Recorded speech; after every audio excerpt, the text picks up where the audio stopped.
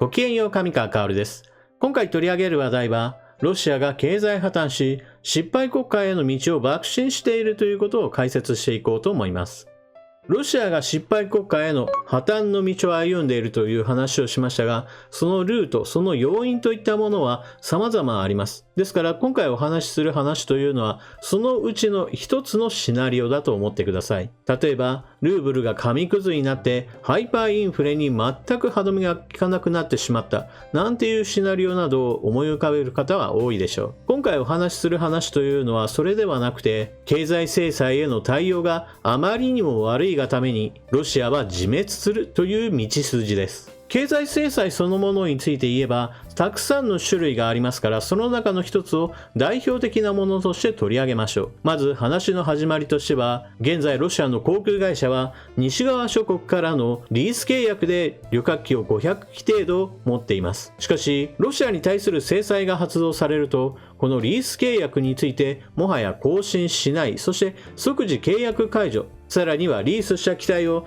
速やかにリース会社に返しなさいというような制裁が発動されました。それに対してロシアがどのような対応をしたかといえば、まず第一に行ったのが、契約の途中廃棄は認めない。そもそも契約で認められている期間については、リース会社がどのように言おうと関係なく、ロシアの航空会社が使うぞということをまず第一弾として発表しました。問題なのはそのさらに次に行われた制裁への対応で、リース会社がどのように言おうとも、この機体はもうロシアのものだということを認める。そのような、本来であれば借りてきたものに過ぎないものについて、もう自分のものにしてよいよということをロシア側が言い出したのです。ロシアの航空機業界においては1000機程度の旅客機が飛んでいますが、そのうち500機程度がこのリースによる機体です。これらについて全て強奪するというのですから、国家ぐるみの泥棒としか言いようがありません。ロシアとしては500機程度の旅客機が失われてしまうと、自国内における移動手段が大幅に制約されることから、機体を持っていかれたくなかったという気持ちはあるでしょう。しかしこの対策は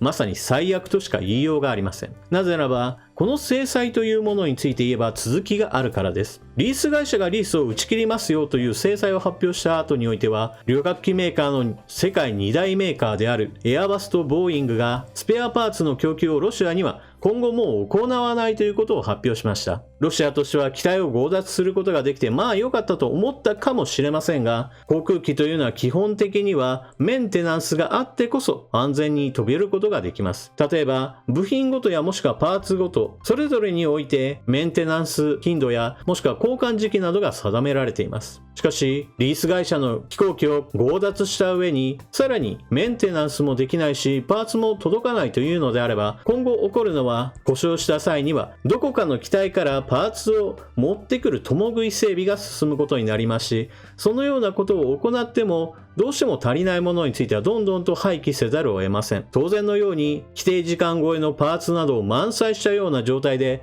旅客機が運航され続けるわけですから、非常に危険な状態が訪れることとなります。飛行機を盗まれたリース会社にしてみれば、たとえ制裁が終わった後であってももう二度とロシアには飛行機は融通しないでしょうし、そのようなことを行ったロシアに対しての制裁というものが、たとえ戦争が終わったとしても解除されるかはかなり微妙な話です。つまり、ロシアの航空業界はまさに自滅の道をたどっているわけです。ロシアは非常に広い国土があります。しかし、使える旅客機がどんどん年々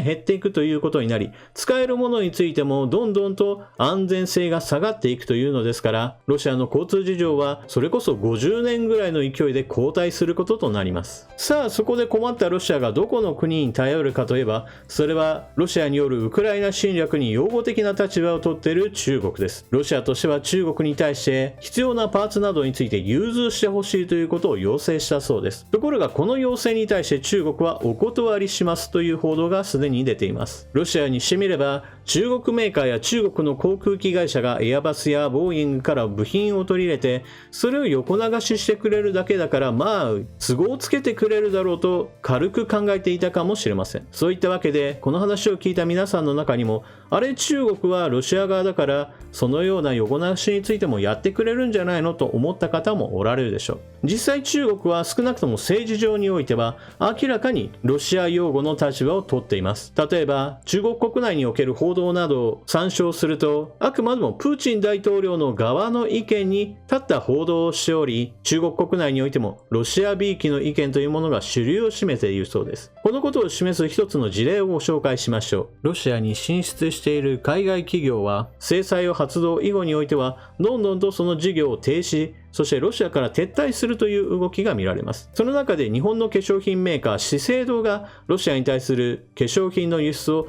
今後しませんよということを発表しました。このことが中国で伝わると、中国でも資生堂は非常に有名な化粧品メーカーですから、資生堂に対する批判といったものがウェイボーなどで溢れたそうです。正しいのはロシアなのに、そのロシアに対してこのような行動をする資生堂はまさに日本企業の悪い面を体現している。資生堂の製品については不買運動をすべきだなどという声が上がったのです。この SNS での反応を見ればわかるように、中国がいかに国内の世論を誘導しているかがわかります。にもかかわらず、どうして中国がロシア側の要請を断ったかといえば、それは純粋な話として政治と経済を全く別物として扱い、自国の利益にならない話についてはロシアの要請を別に聞く必要はないと蹴っ飛ばしているということです。現在ロシアに対しては経済制裁が行われています。この制裁がかけられている分野について積極的にこれを助けるような動きをすれば、その国にも同様の制裁がやってくるというのが中国にとってはとても受け入れがたいものなのです。なぜならば基本的にはそこには損しか発生しないからです。一方で制裁がかけられていませんよという分野について言えば、中国は積極的にロシアを助けようとしています。例えば小麦の輸入などについてはすでに大っぴらに公表されています。ですから制裁がかけられているものとかけられていないものについてはかなり区別を行っているわけです。そして制裁がかけられているものに対しては、やはり中国が乗り出したくない理由というものも実際存在します。それはアメリカが先制的に釘を刺しているからです。ロシアにかけられている経済規制のうちの一つ、半導体規制といったものがあります。これはロシア軍が使う可能性のある半導体については、もう輸出するなという規制なわけです。この規制に対しては日米欧、そして生産拠点のある韓国やもしくは台湾なども参加していると言われています。しかし中国にも半導体メーカーはあります。SMIC です。アメリカは中国がこの半導体規制に反する動きをするのであれば、中国メーカーに対しても経済制裁を科すことを発表しています。直接的にどのようなことを行うかといえば、中国のメーカーに対して半導体の設計に関わるソフトウェアの使用禁止であるとか、もしくは半導体製造装置についてのメンテナンス停止以後の販売禁止といったことを打ち出すというのです。半導体の設計分野においてはアメリカは非常に強い国ですし、また半導体の製造装置について言ってもアプライドマテリアーズなどの有名メーカーなどもあります。もしもアメリカがこのような制裁を科すと、日本も半導体製造装置メーカーは非常に多くありますから、おそらくは追従するでしょう。つまりそのようなことをすれば、中国の半導体業界そのものが死滅しかねないことになるわけです。ですから、天秤にかけた場合において明らかにロシアに組みすることが大打撃につながり、とてもではないが飲めないというわけです。このような事例からもわかるように、基本的にはロシア側が制裁逃れをして中国に助けを求めたとしても、基本的には中国にとっては